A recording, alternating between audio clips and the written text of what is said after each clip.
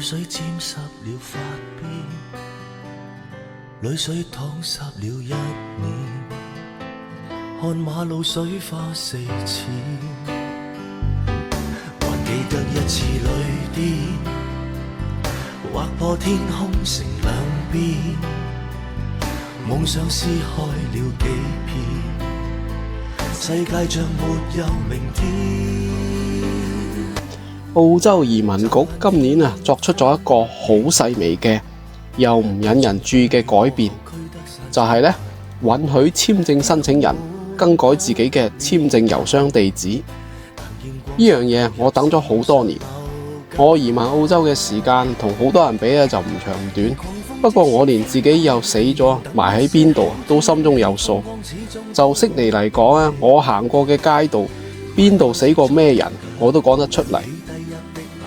我喺廣州申請移民簽證嗰時啱好遇上中國共產黨封殺 Gmail， 睇住 Gmail 郵箱，從有時可以發出郵件到外國，有時可以收到外國嘅郵件，有時兩邊都收唔到。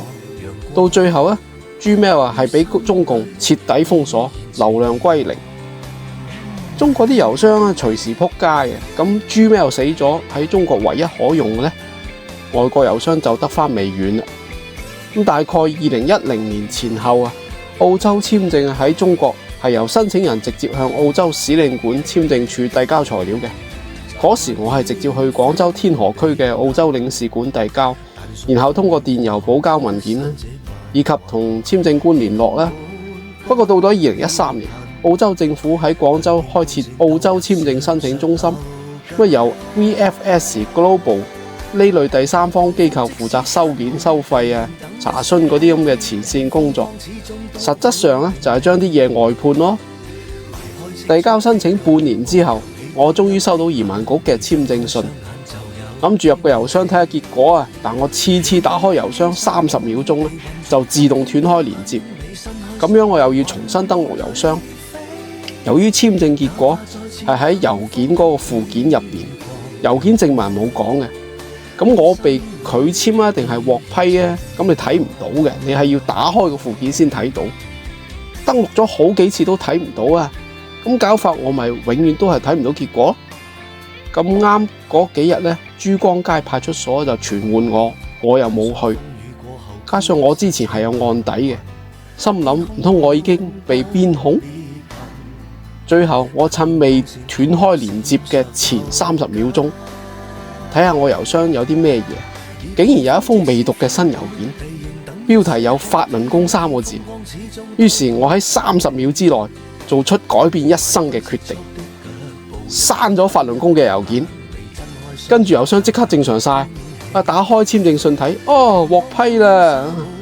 唉，共產黨你個冚家產，法輪功你個仆街！從此我就逃離呢個唔正常嘅國家。到咗澳洲之後，因為呢個郵箱綁定咗我簽證個人信息咁喺使用澳洲當地醫療各方面服務嗰陣要驗證嗰時就方便好多，我就冇用另外啲郵箱。咁我一直想改嘅，但係移民局唔俾改。咁問題嚟啦，近幾年中共好黐線，喐下就查人手機，查到你郵管推特亂講嘢就大鑊。連香港人喺面書講嘢都俾人拉嘅。